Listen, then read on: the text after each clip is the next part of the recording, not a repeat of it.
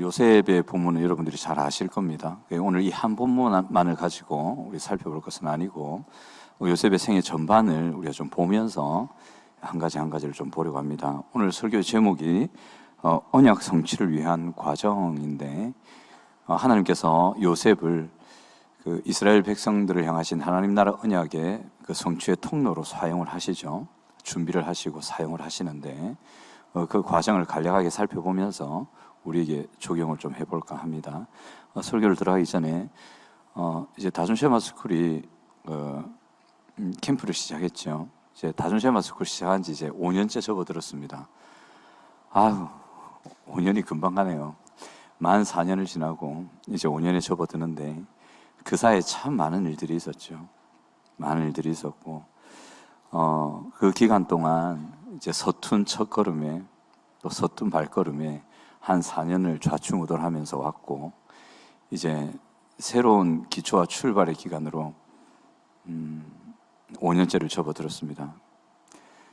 그동안 다준을 많이 참아주시고 기도해 주시고 후원해 주신 모든 성도님들께 감사를 드리고, 지금도 여러 가지 여건과 환경에서 우리 다준쉐마스쿨을 지원해 주시고 양보해 주시고 배려해 주셔서 마음 담아서 우리 다준을 대표해서 감사를 드립니다. 무엇보다 담임 목사님께 먼저 감사를 드리고, 그 풍파많은 시절을 잘 견뎌주셨고 후원해 주셨고 이겨주셨고, 또 모든 성도님들께도 좀 전 말씀드린 그런 마음으로 감사를 드리고, 앞으로 기도 제목이 있다면 그겁니다. 저는 다준을 시작할 때부터 이 마음이었는데, 앞으로 저희 다준은 계속해서 좋은 것을 가져올 겁니다. 다음 세대를 위해서 좋은 것이라고는 다 가져오고 싶습니다. 지금도 어떤 한 가지를 가져오는데, 우리나라에서 최고라고 하는 어떤 프로그램이 하나 있어요. 지금 그거 가져오려고 제가 소홀을 들락날락 하고 있습니다.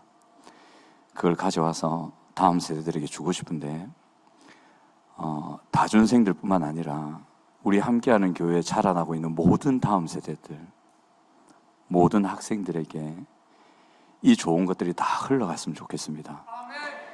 다준이 확 커져가지고, 싹 커져가지고 정말 기독교 세계관으로 자녀들을 양육하고 키우고자 원하는 학부모님들과 학생들이라면 어느 누구도 차별 없이 참여해서, 모든 이가 참여해서 그 혜택을 누릴 수 있는 다준을 만드는 것, 그냥 제 꿈입니까? 저는 다준 시작할 때부터 이런 꿈을 가졌었습니다. 한 명으로 시작했고 지금도 그런 마음입니다. 그냥 다준 안에만 똘똘 뭉치는 것이 아니라 빨리 퍼져나가고 싶어요.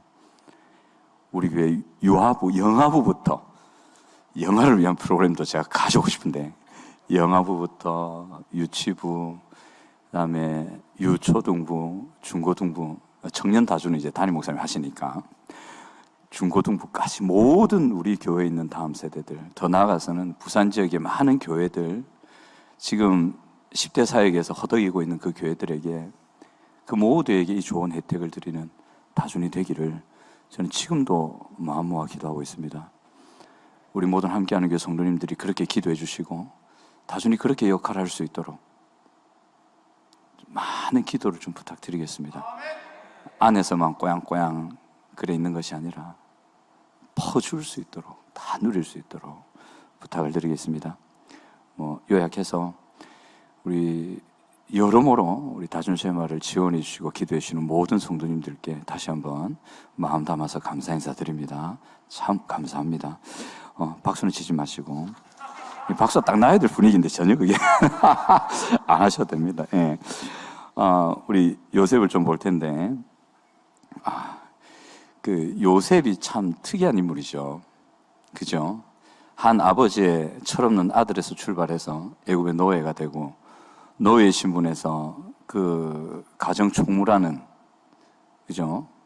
그 어마어마한 집안의 가정 총무라는 직위를 맡고, 거기서 또 억울하게 누명을 쓰고 감옥에서 10수년을 고통하다가, 감옥에서 죄인이 바로 그 자리에서 총리가 되는 희한한 업그레이드를 겪고, 그렇게 총리로서 대풍년과 대흉년의 시간을 지나면서 결국에는 하나님 나라 백성들을 크게 만드는 통로로서 역할을 감당했던 파란만장하면서도 멋있는 삶을 산 그런 사람입니다. 이런 요셉이 참 우리에게는 신앙의 본이 되죠. 본이 되는데 이 요셉을 보면서 우리가 뭘 살펴볼 거냐면 하나님의 나라를 하나님 나라 언약을 이어갈 그 성숙함, 또 하나님 나라 언약을 성취하기 위해 우리가 어떻게 해야 하는지 이것을 한번 살펴보고자 합니다. 요셉의 생애는요, 철저하게 자신을 보는 생애였습니다. 남한테 신경 쓸 겨를이 없는 사람이었어요. 딱 16세 될 때까지, 그때까지만 자기 잘난 맛에 살았고, 16세 지나고 17세 어간에 이 포로가 아니고 노예로 잡혀가지 않습니까? 그때부터는 철저하게 자기를 돌아보는 삶, 자기에게 집중할 수밖에 없는 삶, 억지로라도 거기에 우겨쌈을 당해서 자기를 살펴보는 삶을 살아야만 했던, 그것을 통해서 성숙과 언약 성취의 통로가 될 수 있는 그 은혜를 누렸던 사람이 요셉입니다. 요셉이 창세기 39장에 보면 오늘 본문에 그 얘기가 나오잖아요. 거기 보면 그 보디발의 아내가 오홍 이래가지고 막 꼼빡꼼빡 이래 하려는데 요셉은 뭐라 카노 이러면서 딱 단호하게 떨쳐버리는 멋진 모습이 나오지 않습니까? 내가 어떻게 하나님 앞에서 죄를 지을 수 있으리요? 이 멋쟁이 아닙니까? 그치? 보디발의 아내가 그것 때문에 아마 더 뽕 갔을 겁니다. 그치? 와, 저 남자 저 그냥 남자가 아니네 막 이래 됐을 겁니다. 그렇게 다 거부하고 여호와께서 요셉과 함께 하신다는 구절이 있잖아요. 그게 이 39장에 집중적으로 나옵니다. 딴 장에는 잘 안 나요. 이 39장에만 하나님이 요셉과 함께 하심으로, 그를 형통하게 하심으로 뭐 이런 게 계속 집중적으로 나옵니다. 이렇게 요셉이 선택할 수 있었던 그 신앙의 근거에는 뭐가 있다고 볼 수 있냐면, 요셉이 나중에 이 표를 하나 보실 텐데 14살 때 야곱의 베델 사건을 경험합니다. 야곱의 베델 사건을 경험하는데, 그때 야곱이 목숨이 경각에 달리는 경험을 하잖아요. 시몬 가레이가 엉뚱한 짓 하지 않습니까? 그래갖고 주변 민족들한테 이제 몰살당할 위기를 야곱 가족이 겪게 됩니다. 그때 하나님이 야곱에게 베델로 올라가라 얘기하시죠. 그리고 야곱이 뭘 했냐면, 그동안 자기 집안에 자기가 그냥 묵인하고 있었던 우상 숭배, 그걸 다 처리를 합니다. 귀걸이 떼고 우상 다 버리게 하고 하나님 앞에서 정결하게 하고, 또 자기가 거주하는 거기서 한 발짝이라도 움직이면 다른 민족들한테 언제 죽을지도 모르는 위기의 상황 속에서 베델로 올라가라는 그 하나님의 명령 하나 붙들고 믿음으로 우상을 다 처리하고, 하나님 앞에 잘못된 거 다 처리하고, 죄를 다 처리하고 믿음으로 순종하는 결단을 하고 베델로 가죠. 그때 하나님이 임하셔서 그 민족을 지켜주시는 걸 요셉이 14살 때 봐요. 그 아버지의 모습을 봤단 말이에요. 레위와 시므온이 이상한 뻘짓거리 하는 것도 다 보고, 그래서 그 과정에서 일어나는 일을 요셉이 다 봤어요. 그리고 요셉이 17살에 잡혀가거든요. 그러니까 요셉에게는 그때 야곱의 기억이, 야곱의 베델 올라가는 기억이 아마 지울래야 지울 수 없는 마음의 흔적이 꽉 새겨져 있었을 거예요. 왜냐하면 그때 자기도 죽을 수 있었거든. 자기 아버지와 모든 가족이 몰살당할 수 있는 굉장한 고통의 시간이었단 말이에요. 평생 잊을 수가 없지. 그런데 그 사방팔방이 다 막힌 곳에서 오직 뚫려있는 하늘길, 그거 보고 구원받은 경험 절대 못 잊죠. 그걸 18살 때 경험하고 17세 노예로 잡혀가서 그 평생을 하나님 중심으로 고람되어 하나님 앞에서 내가 어찌 죄를 지으리요, 이 신앙을 붙들게 한 근거가 저는 거기에 있었다고 봅니다. 요셉에게는 그것이 있었어요. 근데 요셉을 보면 노예로 잡혀가가지고 몇 가지 굵직굵직한 사건들을 보면 보디발의 아내의 유혹 앞에 서죠. 그 상황에 섭니다. 그 다음에 감옥에 갇히죠. 억울하게 갇히죠. 그 감옥에 갇히는 상황을 겪어요. 그 다음에 총리가 됩니다. 그리고 자기 눈앞에 자기를 억울하게 팔아넘긴 형들이 와요. 그 상황을 또 직면합니다. 그리고 드디어 아버지가 돌아가십니다. 이 드디어라 말하니까 좀 이상하네. 깔끔하게 원수 갚을 수 있는 형들을 작사를 내버릴 수 있는 아버지가 돌아가신 그때를 직면합니다. 그 상황들을 직면할 때 요셉은 거기서 선택을 해야 됐어요. 요셉이 형들이 자기를 찾아왔을 때 하나님이 개입 안 하십니다. 총리가 단 다음에 형들이 와요. 그때 요셉 굉장히 갈등합니다. 그 뭐 어떤 주석을 보면 요셉이 형들이 뭐 정신 차리는지 테스트하기 위해서 뭐 왔다 갔다 했다는데 아닙니다. 요셉은 그때 엄청난 감정의 격동을 겪습니다. 나중에 편애라는 관점으로 요셉을 조금 분석해 볼 텐데 그 사람은 굉장히 감정적인 사람이었습니다. 충동적인 사람이었고 죽을 때까지 그거는 벗어날 수 없는 굴레처럼 씌워져 있었거든요. 형들 보니까 막 속에서 불불불 하는 거예요, 막. 그래서 몰래 가서 울고 오기도 하고 막. 나중에는 뭐냐면 베냐민만 놔두고 너가 갚으라 이러거든요. 그 말은 뭡니까? 너가 보기 싫다. 나는 내 동생만 있으면 된다. 우리 인연 끊자 그 말이거든요. 거기까지 갑니다, 요셉이. 그 상황 속에서 하나님이 요셉에게 절대 개입하지 않으십니다. 요셉을 극도의 슬픔과 절망의 자리까지 끌고 내려가시는 거죠. 그 분노와 그 원수 갚으려는 그의 마음을 꺾기 위해서, 녹여내기 위해서, 그러기 위해서는 그것 때문에 아파했던 깊은 슬픔을 직면해야 되거든요. 요셉은 한 번도 그걸 직면한 적이 없었습니다. 그때까지. 드디어 그걸 직면하는 거예요. 하나님 개입 안 하십니다. 그걸 격도로 그대로 두십니다. 여기서 요셉이 선택을 해야 되는 거예요. 보디발의 아내 앞에서 감옥에 갇혔을 때 그 억울함 속에 총리가 되어서 능력을 갖춘 상대에서 원수 같은 형들을 봤을 때, 아버지가 돌아가신 이후에 누가 손대도 말 못하는 형들 딱 앞에 있을 때 선택을 해야 됐어요. 그 선택에 따라서 미래는 결정되는 거였거든요. 그 선택이 성숙한 선택이었는가, 아니면 절망으로 가는 선택이었는가. 요셉은 성소로 가는 선택을 합니까? 절망으로 가는 선택을 합니까? 성소로 가는 선택을 해요. 그래서 하나님 나라 언약 성취의 통로가 될 수 있었던 거예요. 그 성소로 갈 수 있는 선택을 어떻게 할 수 있었느냐? 그의 마음 기반의 신앙이 14살 때 그 아버지의 삶을 보면서, 그 하나님의 역사를 보면서 확신하게 됐던 그의 마음, 그 신앙에 기초하고 있었다는 거죠. 이런 관점으로 우리가 요셉을 한번 보도록 하겠습니다. 요셉의 생애표를 한번 띄워주실래요? 예, 저 표는 세상에 하나뿐입니다. 권용덕판입니다, 이게. 여러 다른 인터넷의 자료와 주석 자료들을 참고해서 간략하게 제가 요약해서 이렇게 만들어 놨습니다. 요셉의 16세 때 먼저 보면 16세 이전 0세부터 17세까지 뭐라고 되어 있습니까? 아버지 야곱의 편애 가운데 살아갑니다. 이때까지 요셉 다 망쳐놓습니다. 하나님이 요셉을 엄청나게 손을 봐야 언약 성취의 통로가 될 만한 그 정도로 요셉을 망쳐놓습니다. 그 이후에 17세 후의 노예생활, 총리생활은 야곱이 편애로 요셉을 망가뜨린 그것을 고치는 시간이었다고 볼 수도 있어요.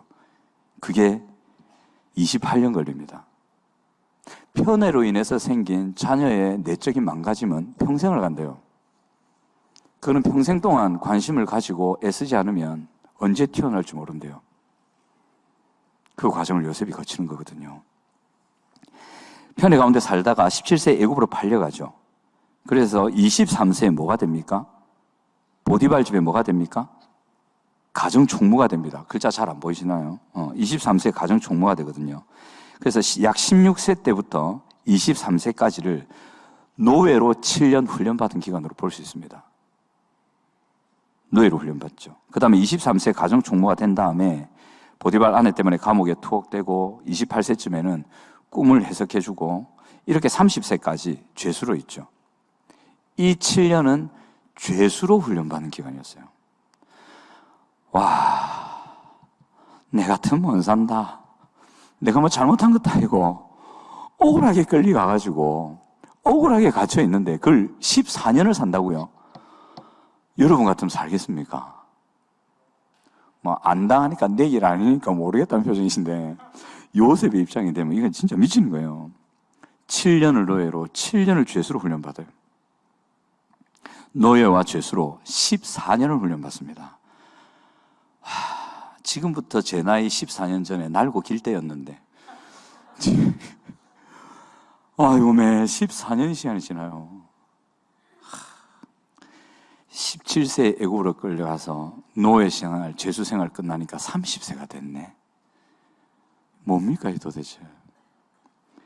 그리고 30세 애굽의 총리가 되죠. 그리고 그 부인, 예뻤는지 안 예뻤는지는 성경에 없습니다. 제사장의, 온 제사장의 딸과 결혼을 하죠. 그리고 37세에 전 지역에 대흉년이 시작이 됩니다. 이 잘못됐네. 못합니다. 총리가 되고 7년 동안 풍년이 있어요. 그 총리로서 훈련을 받습니다. 풍년의 기간을 잘 관리하는 아주 좋은 시대에 태평성대의 총리로서 훈련을 받습니다. 7년을 그렇게 훈련을 받아요. 30세, 37세까지. 그 다음에 37세부터 44세까지 흉년이 듭니다. 그 사이에 40세 때 아버지 야곱을 만나요. 눈물. 17살에 아버지하고 헤어졌어요. 23년 만에 아버지 보는 거예요. 요셉의 얼굴이 어떻게 바뀌어 있을까요? 예. 알아나 봤겠습니까? 17살에 아버지와 헤어져서 40살에 아버지를 봤다. 이 가슴 찢는 일이죠. 그렇게 해서 7년 동안은 대흉년, 엄청난 위기를 관리하는 총리로서 훈련을 받습니다. 37세에서 44세까지. 그래서 태평성대와 대위기의 기간을 관리하는 훈련을 14년 동안 요셉이 또 훈련을 받습니다. 그래서 결국에 창세기 49장, 50장 넘어가면 그 형들을 다 포용하고 하나님의 백성들이 고센 땅에서 저 가나안 땅으로 다시 갈 수 있는 기반을 다 다지는 28년의 훈련 후에 하나님 나라의 언약 계승자로, 언약의 통로로 세워지는 거죠. 적어도 28년 걸렸습니다. 이 28년의 기간 동안 하나님께서 요셉에게 어떤 훈련을 주셨는지, 왜 이 28년이라는 시간이 필요했는지 한번 우리가 잠시 살펴보겠습니다. 살펴보면 편애를 받는 기간이 한 16년에서 17년이었잖아요. 우리 편애하시는 부모님들 잘 들으셔야 됩니다. 자기가 편애하는 줄 잘 모른다. 저도 그렇고 잘 모릅니다. 주변의 얘기를 잘 들으시고 특별히 담임 목사님의 점검을 잘 받으시기 바랍니다. 편애 많이 합니다. 이 편애가 어떤 것을 가져오는지, 그래서 우리가 짐작해서 요셉이 어떤 상태에 있었는지 한번 보고자 합니다. 편애는 여타의 다른 역기능적인 요소들처럼 자녀들에게 전수되어서 반복되는 경향이 있다고 논문에서는 말합니다. 자기가 편애를 하고 있는지 안 하는지도 모르고 그 편애를 받고 있거나 또는 편중된 사랑을 받지 못하고 이렇게 제쳐지거나 상관없이 자기가 그거를 인식하고 있건 안 하건 상관없이 그것은 스며들어서 자녀들에게 전수됩니다. 대를 이어간단 말이에요. 이게 각별히 주의를 기울이지 않으면 자연스럽게 이어집니다. 그래서 여러분들은 눈 부릅뜨고 자아상 가셔야 돼요. 자아상 한두 번 하고 나는 됐다. 교만의 극치입니다. 인간 마음에 있는 상처의 덩어리들은 고구마 줄기 같다고 합니다. 캐도 나와요. 평생을 자기를 돌아봐야 돼요. 황동환 목사님 장수하시도록 기도하십시오. 한 90세까지 자상하시도록. 그럼 내가 몇 살이냐? 아이고, 내가 80이 넘는구나. 건강하면 되죠, 그때까지, 그죠? 이 편의 예가 성경에 나오죠. 아브라함과 사라, 이삭을 편애했죠. 이삭을 편애했기 때문에 이복 형이었던 이스마엘이 쫓겨나는 일이 생깁니다. 그것이 지금까지도 전 세계 고통으로 남아있죠. 편애 때문에 그랬어요. 그리고 이삭이 있습니다. 에서를 편애했죠. 집안이 풍지박산 나지 않습니까? 그 동생 야곱은 도망가야 되고 막 목숨 경각에 달리고 오랜 기간 그 고통을 겪습니다. 그리고 야곱은 요셉을 편애하죠. 평생을 아들을 보지 못하는 고통 가운데 살아야 됐고, 요셉도 무지막지한 고난 속에 살아야 했습니다. 편애 때문에 생긴 현상들입니다. 다른 요인들도 있을 수 있는데 이 편애가 가져온 엄청난 결과였죠. 특별히 편애를 받는 자녀는 이게 자기 중심성이라는 걸 가지거든요. 편애를 당해서 고통을 받는 자녀보다 이제 편애를 받는 아이에 대해서 살펴보는 거예요. 요셉을 보는 거죠. 부모로부터 편중된 사랑을, 지우친 사랑을 받으면 자아 중심성이 강화되고 사회를 진출한 다음에도 모든 관심과 사랑이 자기 것이라는 착각에 빠집니다. 근데 실제로 사회에 나가면 그렇습니까? 자기한테만 관심 가져주고 자기한테만 무조건 사랑 줍니까? 아니죠. 그죠? 그러니까 자기가 가지고 있던 모든 신념이 다 붕괴되는 거예요. 다 무너지는 거예요. 거기서 충격을 받고 혼란을 받고 반항하고, 그래서 더 통제하려고 그러고 반대급부로 과도하게 타인 중심으로 가거나 의기소침해지거나, 이래서 결국에는 건강하지 못한 인격으로 가게 됩니다.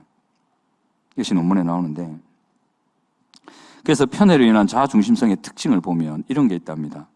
자기 생각만 고집하는 아이가 됩니다. 다른 생각이 있다는 것을 인정하지 못합니다.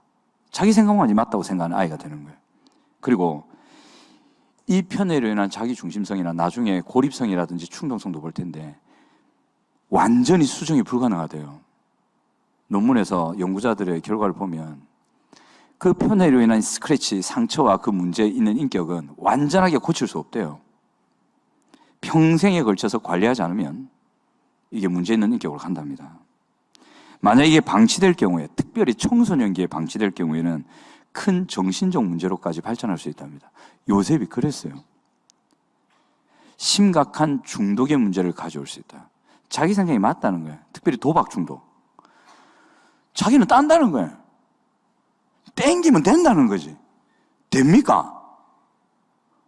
그러니까 남들은 객관적인 자료를 통해서 아니라 아무리 말해도, 확률적으로도 그건 거짓말이다 말해도 된다는 거야. 그게 망하죠. 주식 투자하시는 분들, 뭐 건강하게 투자하시는 분들은 모르지만 투자하면 된다는 거야. 단타, 치고 빠지기. 주식은 단타하면 망합니다. 많은 학자들이 그러잖아요. 주식은 건강한 자본주의 사회의 그런 도구입니다. 근데 이거를 도박 비슷한 도구로 삼는 사람 때문에 문제가 되는 거죠. 자기 생각 맞다는 거야. 이렇게 투자하면 된대. 됩니까? 주식 투자 안 하시는구나. 잘 안 하시는구나. 그러니까 이런 자기중심, 딴 생각, 다른 사람의 마음, 다른 사람의 충고를 인정을 안 하는 거예요. 요셉도 그랬을 겁니다. 특별히 사랑받는 자녀는 우월감, 잘못된 지나친 우월감에 빠지게 되고, 사랑받지 못하는 자녀는 열등감의 노예가 된답니다.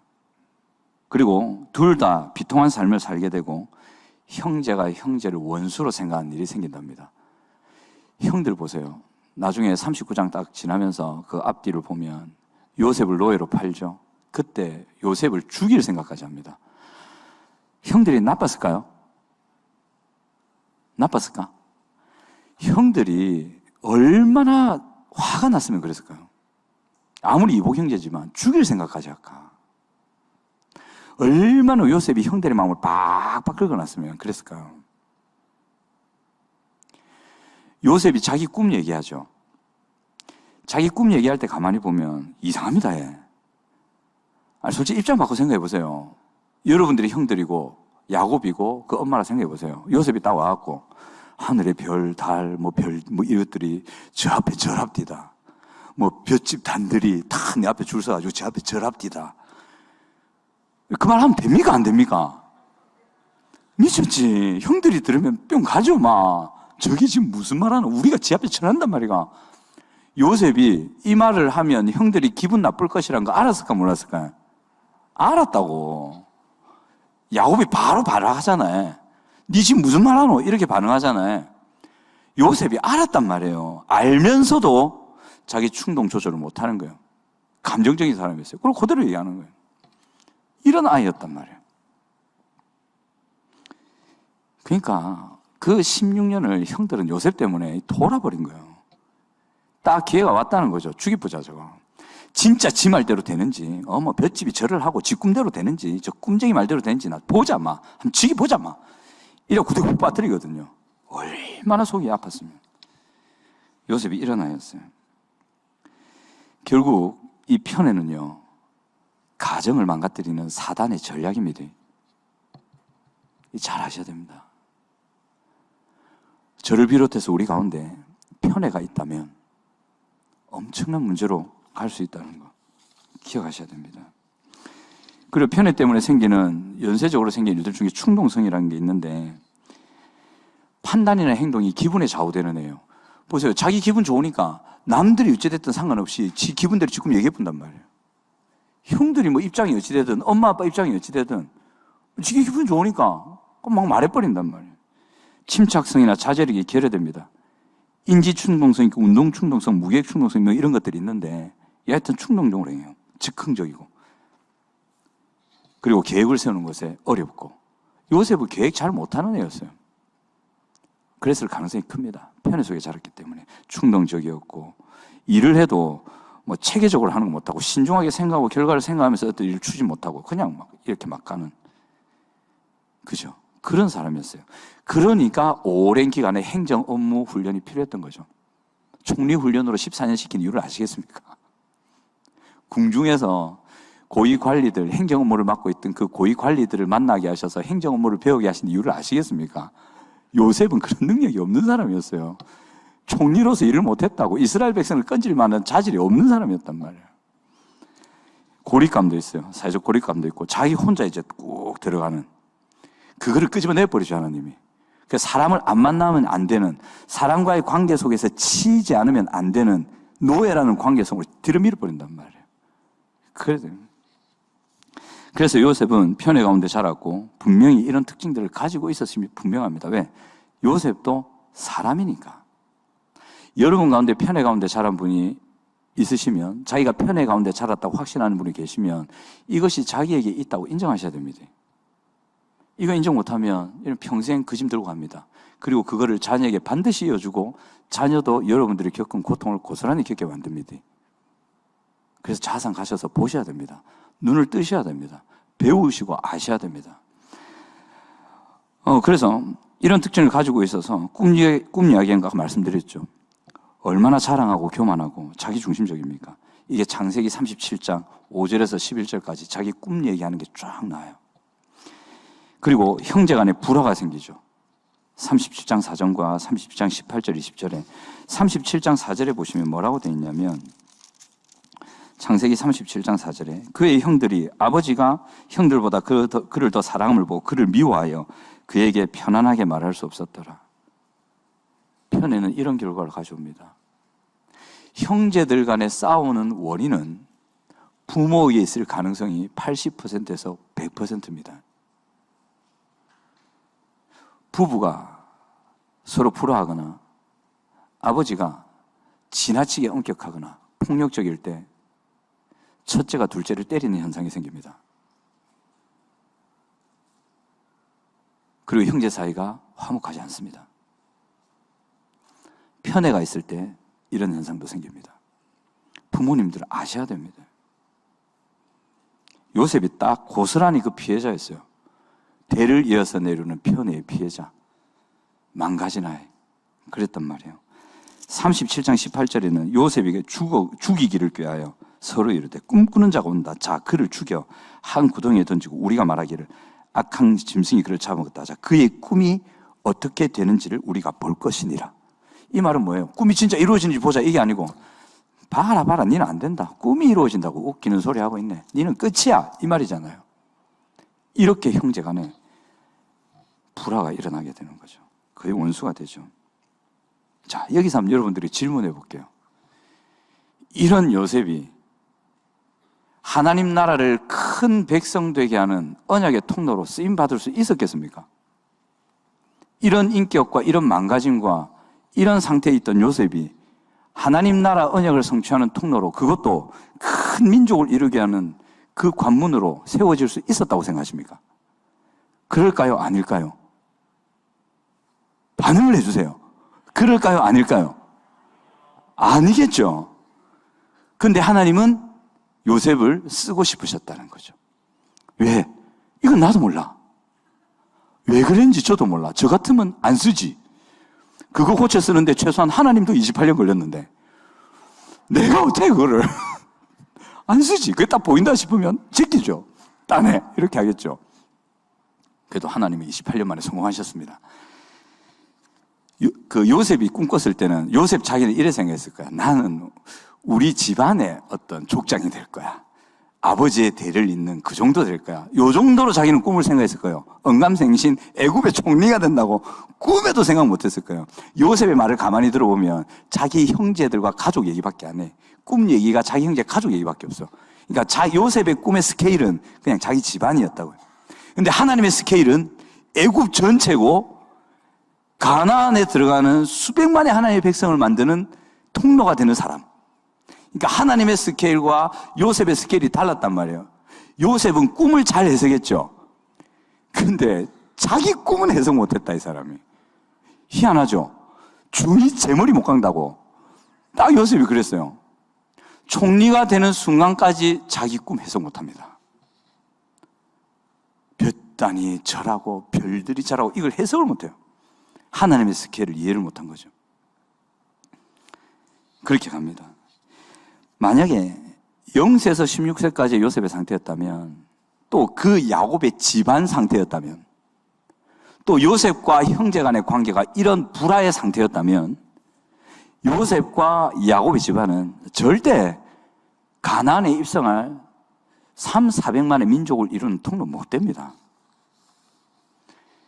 하나님의 언약은 야곱을 통해 이어져야 됐고, 하나님은 그렇게 하겠다 작정하셨고, 그래서 하나님은 가족 치료에 들어가신 거죠. 요셉만을 치료하신 게 아니고 야곱도 회복시키셨고, 나중에는 야곱의 편애 때문에 그 불화했던 형제의 사이도 다 화목하게 하시죠. 그게 창세기 50장이잖아요. 그리고 출애굽기로 넘어가잖아요. 하나님께서 그 기반을 다 찾으신 거죠. 이제 그 요셉을 어떻게 세워가는 훈련을 하셨는지 한번 잠시 보도록 하겠습니다. 이 훈련을 시작하시는데, 이 언약의 통로가 될 수 있는 그 인격과 자질, 능력을 갖추는 훈련을 하십니다. 이거를 성자로 시작하는 두 글자로 하면 성숙과 성장이라고 할 수 있습니다. 첫 번째 성숙은 뭐냐면, 편애 때문에 생긴 요셉 안에 있는 부정적인 성향을 고치는 것, 성숙한 인격이 되게 하는 것이 필요했습니다. 야곱의 가족들을 충분히 이끌어낼 만한, 그들을 섬겨서 하나님의 나라를 세울 만한 성숙한 인격이 되게 하는 것, 이것이 필요했습니다. 우리도 마찬가지입니다. 하나님께서 결코 여러분들의 인격을 가만두지 않으실 겁니다. 진짜 죄송한 얘기인데 여러분은 여러분들의 부모님으로부터 역기능적인 성향들을 다 이어받으셨습니다. 인정하셔야 됩니다. 내 정도 삶을 잘 살았지, 그 말 계속 하시면 계속 이어갑니다. 저 말씀드렸습니다. 나중에 하나님 앞에 가가지고 제 핑계 대시면 안 됩니다. 하나님 하십니다. 권 목사가 니한테 말 안 하더나 말했지. 근데 니 왜 핑계고. 그때 저 째려보시면 안 됩니다. 저 말했다. 다 이어받으셨어요. 하나님 그거 손대십니다. 그때 고통스럽습니다. 아픕니다. 요셉 보세요. 얼마나 아팠을까. 그 자기 중심성으로 자기가 모든 사랑과 관심을 집중하고 받고 편애를 받고 그 섬김을 받고 괴물 받고 막 다 받던 자리에서 완전히 망가져가지고 그 중심성을 깨트리는 노예의 자리로 들어가는, 감옥의 자리로 들어가는 그 자리에 직면해야 됐어요. 얼마나 아팠겠어요. 몸이 힘든 건 떠나서 얼마나 마음이 힘들었을까. 얼마나 고통스러웠을까. 억울하고 미치고 답답하고 깝깝하고 떨어버리겠고 그랬을 겁니다. 그렇게 고치고, 두 번째는 이스라엘 민족을 이끌 지도자로서 자질을 갖추도록 성장시켜 가셨습니다. 그 과정이 총 28년의 기간 동안 있었습니다. 하나님이 여러분들한테도 그렇게 하십니다. 여러분들이 여러분의 가정에서, 저를 비롯해서요, 교회에서, 직장에서, 학교에서 이 하나님의 나라 언약을 이어갈 통로로 삼으셔야 되는데, 인격뿐만 아니라 능력도 있으셔야 되잖아요. 여러분들에게 한번 여쭤보겠습니다. 한번 선택해 보세요. 전쟁이 일어났어. 장군을 세워야 되는데, A라는 장군은 인격이 참 좋아. 덕장이야, 덕장. 근데 싸움 실력이 없어. B라는 장군은 이게 막 성격이 완전 뭐 짐승이야. 성격이 그냥 인간이 아니야.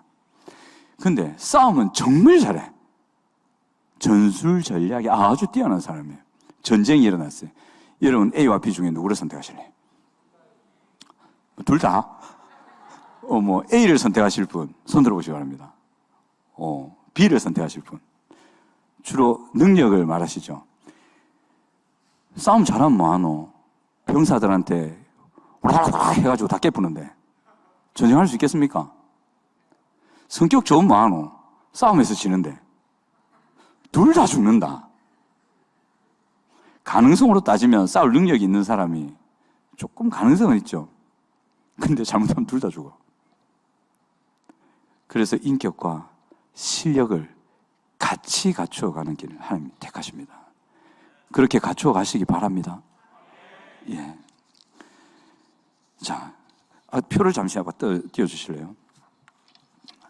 자, 보세요. 첫 번째 14년, 노예와 죄수로 있던 그 14년은 요셉이 가지고 있었던 편애와 그 가정의 역기능 때문에 생겼던 요셉 안에 있던 그 부정적인 성향들, 망가진 인격들이지 않습니까? 그것을 고쳐가고 그 궁중의 관리들, 고위 관리들이 갇힌 감옥에 들어가서 지도자로서의 자질을 배우고 익히는 시간이었어요. 그때는 지도자로 세워진 그 기간이 아니었어요. 어디까지나 그 문제 있는 인격을 고쳐가서 나중에 전체를 다스릴 수 있는 그 포용력과 수용성, 그 통치력을 갖추게 했고 그 안에서 실력을 배워가게 하시는 과정 14년이 거쳐집니다. 그리고 총리로서 그걸 딱 배운 다음에 이제 학교에 있다가 학교를 졸업하는 거죠. 사회 전선에 진출을 하는 겁니다. 그 14년을 거치면서 자기의 건강하게 된 성향이 아직도 뭐가 나 있었겠죠. 관계성 속에서 실제로 연습하면서 더 익혀가고 더 발전시켜 나가면서 지도자로서 배운 자질들을 실제적으로 실증하면서 입증하는 단계, 그걸 탄탄하게 실습하는 단계로 이제 14년을 보내죠. 그렇게 해서 이제 훈련을 합니다. 이 훈련의 28년 기간 동안 어떤 것이 있다고 볼 수 있냐면 이런 것이 있다고 살펴봅니다. 뭐냐면 첫 번째가 자기를 비우는 훈련입니다. 철저하게 자기를 비우는 훈련. 자기중심성, 고립성, 충동성, 고집, 아집, 이런 자기에게 있었던 문제들을 다 비우는 시간을 거쳐요. 그 훈련을 시키십니다. 그 훈련을 시키실 때 어떻게 시키시냐면 그걸 지적받게 하십니다. 여러분, 노예로 있을 때 얼마나 호되게 당했을까요? 요셉이 처음부터 일 잘했겠습니까? 실수했겠죠. 어디 완벽하게 했겠습니까? 노예입니다. 노예도 장이 있었겠죠. 요셉은 똘만이었단 말이에요. 노예의 장이 딱 봤을 때 이 노예 실수했다. 그럼 뭘 합니까? 참아주고 괜찮아 이랍니까? 아니요. 노예는 노예라. 똑바로 하라. 그딴 식으로 해갖고 네가 이런 문제가 있고 뭐 언제 그 고치라. 한번 더 하면 지분다. 당시에 노예는 그 자리에 죽여도 되거든요. 일 똑바로 못하면 죽는 거예요, 그냥. 자기 안에 있는 내적인 어떤 요소 때문에 생기는 부정적인 성향들, 말, 행동 계속하면 죽는 거예요, 그냥. 그걸 그 자리에서 지적해버리는 거예요. 그죠? 이거를, 듣기 싫다. 네 말하고 내가 뭐 갔노? 나는 내대로 갈란다. 내가 제일인데. 그런 요셉이었거든요. 노예로 있을 때 내가 제일인데 이러면 어찌 됩니까? 죽습니다, 그냥. 그래, 제일 빨리 죽습니다, 그게. 그러니까 요셉은 철저하게 자기를 비우지 않으면 생존이 경각에 달리는 그 상황 속에 있었어요. 철저하게 자기를 비우는 훈련을 시키셨어요. 조금 이따 또 살펴보고. 그리고 두 번째는 죽기까지 복종하고 순종하는 훈련을 합니다. 그것도 고난 가운데서. 고난 가운데서 순종하고 복종하는 훈련을 합니다. 철저하게 복종하는 훈련. 그래서 나중에 보면 요셉이요, 철저하게 하나님께 순종합니다. 요셉의 삶, 아버지의 편애와 역기능 때문에 생긴 자기 안의 스크래치, 감정적 충동과 그 다혈질과 감정형이 그 사람이 그렇게 이성적으로 판단을 내리고 하는 이유가 이 훈련을 거쳤기 때문에 그랬어요. 안 그랬으면 자기가 총리 된 다음에 앞에 형들 왔다 그러면 자기가 요셉이라는 것도 말 안 하고, 자, 화살 가져왔나? 11개 가져왔나? 이래가지고 11개 같이 딱 준비 말하면 쏴라 처리했을 겁니다. 근데 그렇지 않죠. 거기서도 보면 그 하나님이 개입하지 않으시고 요셉이 형들 앞에서 그 울분을 토하며 그 감정의 격동을 이겨내요. 이 고난 가운데 순종하는 훈련이 있었기 때문에 이겨낼 수 있었던 거거든요. 이성적인 판단을 하고 아주 부정적인 미래를 피해가는. 부부관계 속에서 많이 힘드시죠? 열받죠? 안 받는 척 하지 말고 돌아버리겠죠. 하루에도 이혼을 수십 번 생각하잖아요. 목회자들은 하루에도 수십 번 목회자 그만둘 생각합니다. 모든 목회자 다 그래요. 그거하고 똑같이 특별히 우리 부인 되시는 분들 하루에 이혼 몇 번 생각하십니까? 아닌 척 거룩한 척 표정 지으시지만 두 눈에 눈물 가득 보입니다. 목사님 어찌 그걸 알고? 알죠. 제가 안 사람 속을 많이 썩여봤으니까 알지. 그때 감정과 충동으로 행했다. 이혼하죠. 어떤 미래가 옵니까? 비참함이 옵니다. 그래서 부부를 하나님이 훈련시키십니다. 그 훈련의 과정에 계시다면, 그런 위기를 겪고 계신 분이 계시다면, 우리 교회 상담 전문가 많잖아요. 담임 목사님 비롯해서 사모님도 계시고 여러 상담학 박사님도 계시고, 그분들 놔두고 뭐합니까 도대체? 특별히 황 목사님은 공짜로 해주시잖아. 그 상담학 슈퍼바이저께서 한 번 상담받으면 몇십 몇백 받아도 되는데 공짜잖아. 공짜라서 뭐 못하게 보입니까? 아닙니다. 활용해야지. 또 속으로 써먹어라 이런 식으로 생각하면 황 목사님을 써먹어라 이건 아니죠. 도움을 요청해야죠. 그리고 그때 황 목사님이나 상담의 전문가들이 여러분들을 직면시킬 겁니다. 그때 요셉처럼 직면을 당하셔야 됩니다.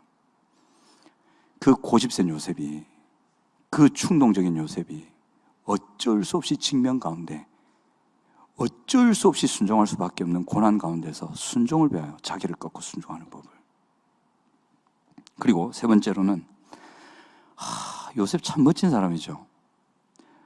로마서 12장 17절 보면 악으로 악을 갚지 말고 선으로 악을 이기라. 원수를 사랑하라. 이 구절이 나옵니다. 그리고 데살로니가 5장 15절도 그렇고 특별히 예수님께서 그러죠. 원수를 위하여 기도하고 너희를 핍박하고 박해하는 자를 위하여 기도하고 그들을 사랑하라. 그 말씀하시죠. 요셉이 그걸 해요. 악으로 악을 갚지 않고 선으로 대응하는 역할을 요셉이 합니다. 그 극도로 이제 가는 거예요. 최고로 가는 거죠. 요셉이 이것을 할 수 있었기 때문에 대국의 총리로서 장수할 수 있었던 거예요. 요셉이 만약에 악으로 악을 갚고 속에 도끼가 가득해가지고 내한테 몸을 흑임해봐라 내 총리 됐다 따지기 분다 이런 마음을 가지고 있었다면 총리로서 장수할 수 있었을까요? 몇 년 못하고 죽었을 겁니다. 애굽 사람이 얼마나 질투하고 시기했을까요? 저거는 히브리인, 그 부정한 인간이 어째 총리가 되노? 얼마나 주변에서 시기, 질투, 모함, 비방이 가득했을까요? 그럼에도 불구하고 총리로서 인정받으며 그 바로의 총애를 받으며 쭉 갈 수 있었던 것은 결국에는 그 수용성과 포용성 때문이에요. 그 형들을 포용하는 걸 보십시오. 다 포용하면서 그 당신들은 나를 해하려 하였으나 하나님께서는 그것을 선으로 바꾸사 당신들을 살리고 우리 민족을 살리는 도구로 나를 삼으셨습니다. 걱정하지 마십시오. 두려워하지도 마십시오. 제가 당신들을 섬기겠습니다. 형들은 해하려고 했지만 그 악에 대해서 선으로 갚는 정말 멋진 모습이 드러나죠. 훈련의 끝이었습니다. 온유하면 시험은 끝난다. 아이고, 저는 아직 온유 안 해가지고 시험이 안 끝났나. 저는 아직도 하나님의 연단 과정에 있는 것 같은 부족한 온유함 속에 있는 것 같습니다. 요셉이 그랬어요. 야, 벌써 시간이 이래 갔네요. 이 설교 3분의 1이 갔는데 3분의 2가 남았는데 3분의 2 다 할까요? 아, 예 하시는 분 한 두세 분밖에 없네요. 알겠습니다. 소수의 의견을 존중해야 되니까 제가 설마 제가 그렇게 하겠습니까? 뭐 할 얘기는 거의 다 했습니다. 근데 핵심적인 걸 다 했으니까 이제 요약하면서 넘어가겠습니다. 여러분, 이제 마무리할게요. 담임쌤 안 계실 때 옆반쌤 오면 학생들 늘 물어보죠. 선생님 오늘 자습 안 합니까? 수업 빨리 안 마칩니까? 그죠? 우리 담임 목사님 지금 팟캠에 가 계신데 저를 향한 여러분의 눈빛은 오늘은 좀 빨리. 이래 말해놓고 제가 늘 길게 하죠. 짧게 하겠습니다. 5분에서 10분만 더 설교하고 바로 기도에 들어갈게요. 요셉의 그 훈련의 기간은 고난으로 가득한 시간이었습니다. 적어도 14년은 죽을 고생이었고 나머지 총리로서의 14년도 목숨이 경각에 달린 언제 모함과 시기 속에 죽을 수밖에 없는 또 대풍년이 들었다가 대흉년 7년을 겪을 때 이것을 극복 못하면 그냥 바울한테 목 달랑 날아가는 그런 14년의 또 훈련의 기간, 결코 쉽지 않은 28년의 기간이었거든요.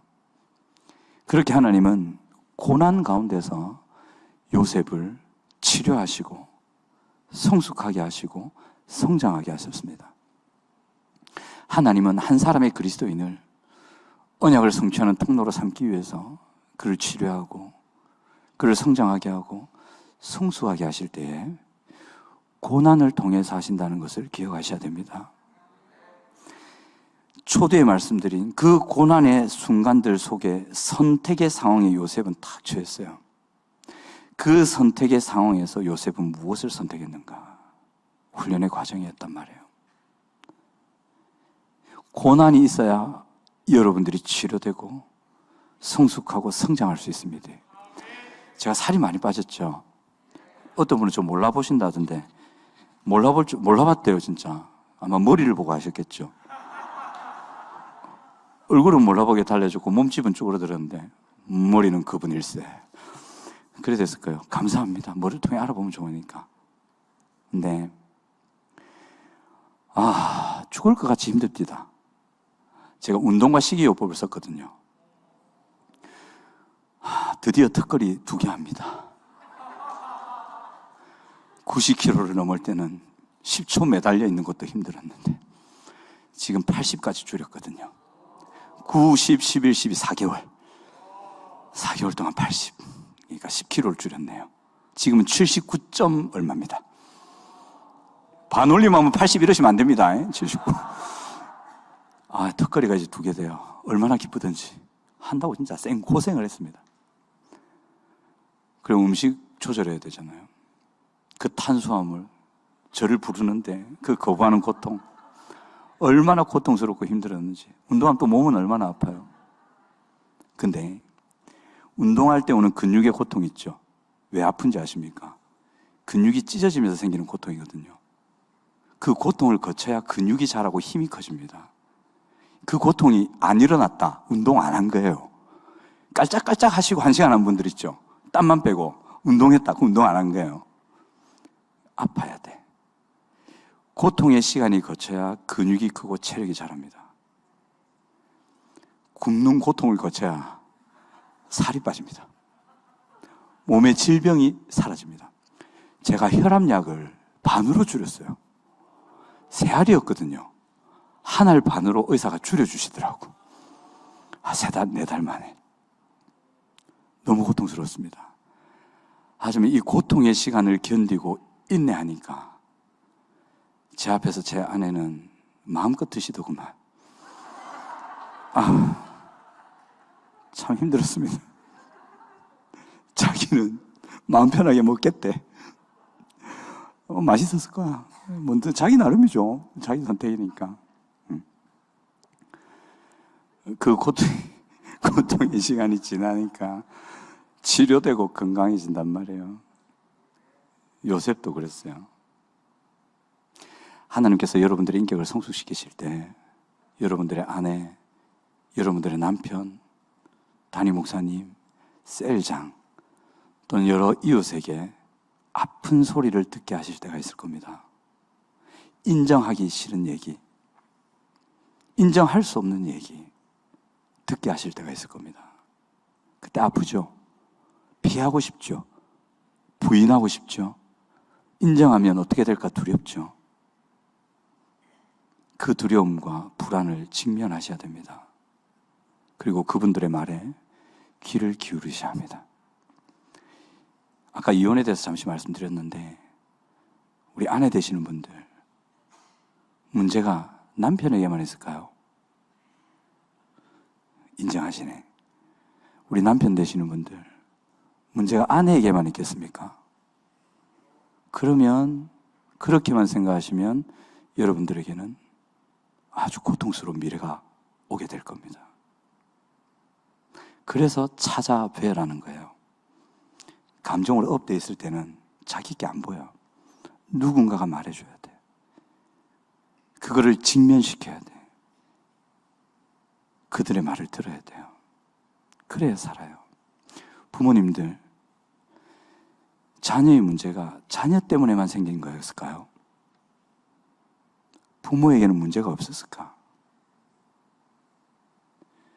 아이의 문제, 저는 80%, 90% 이상이 부모 문제라고 생각합니다. 부모님은 그걸 인정하지 않습니다. 인정하기를 두려워합니다. 인정하기를 두려워하면 회복될 수 없습니다. 그 고통과 아픔을 직면하셔야 됩니다. 그리고 자녀의 문제에 대해서 얘기할 때 여러분들의 자녀에게는 문제가 없고 다른 아이에게만 문제가 있어서 그런 걸까요? 그런 걸까요? 아닙니다. 나의 아이에게도 문제가 있습니다. 그것을 인정하고 볼 수 있어야 여러분들의 자녀를 살립니다. 같이 회복해 갈 수가 있습니다. 대학생분들, 교수님한테만 문제가 있을까요? 권총은 왜 줘? 내가 뭐 사형수인가? 그것도 3개씩이나 트리플로. 공부 안 하고 강의 시간에 졸았던 나에게는 문제가 없을까? 나에게 핀잔 주는 직장 상사에게만 문제가 있을까요? 자기 개발 안 하고 일에 몰두 안 하고 엉뚱진한 나에게는 문제 없을까? 그런 자신 안에 있는 문제를 하나님이 요셉과 같이 노예로 확 팔아버려가지고 직면하게 만들까요? 아니면 넥타이 메고 계실 때 좋게 말씀하실 때 직면하실래요? 선택은 여러분들이 하시기 바랍니다. 노예로 잡혀가시기 전에 자아상 가세요. 괜히 안 가셨다가 노예로 잡혀가지 마시고 영적인 노예 보셔야 됩니다. 그런 자기를 직면하는, 그 자기를 비우는, 그래서 하나님의 것을 선택하게 되는 그런 자기 직면과 극복의 과정, 요셉이 겸손하게 거쳤던 것처럼 여러분들 거쳐내시기 바랍니다. 귀 기울이시기 바랍니다. 인정하시기 바랍니다. 그리고 하나님의 것을 받아들이시기를 바랍니다. 그럼 될 겁니다. 그리고 고난스러운 상황 앞에 참된 경건은 환난 가운데 고아와 과부를 돌아보고 자기를 지켜 새 속에 물들지 아니하는 것이다. 야고보 사도가 우리에게 얘기하죠. 환난과 고난 가운데 여러분, 그 선택의 시점에서 하나님의 것을 선택하시는 여러분들 되시기 바랍니다. 특별히 그 고난의 상황 가운데 여러분들을 힘들게 하고 아프게 한 분들 계십니까? 있을 수 있어요. 아내가 밉습니까? 남편이 싫습니까? 자녀가 아픕니까? 동료가, 상사가 죽이고 싶도록 싫습니까?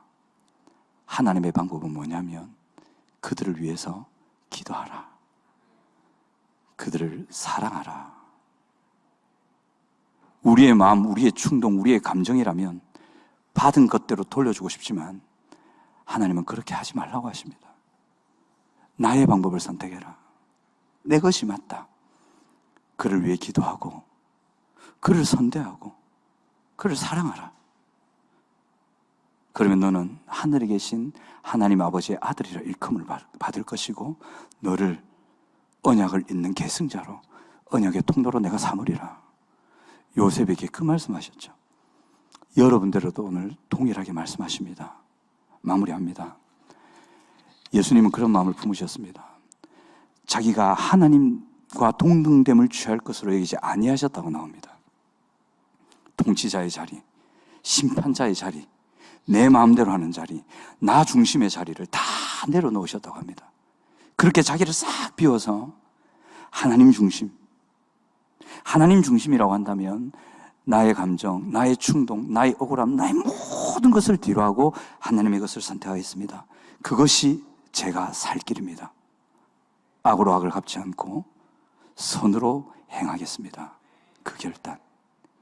이것이 요셉이 14세 때 야곱의 행동을 보고 베델에서 배웠던 신앙이고, 이것이 요셉이 결국 창세기 50장에서 배워서 실천했던 신앙이었습니다. 우리 성도님들 요셉처럼 되셔서 요셉처럼 하나님의 언약을 계승하시고 성취하는 여러분들의 가정과 공동체와 교회를 살리시는 귀한 여러분들 되시기 바랍니다.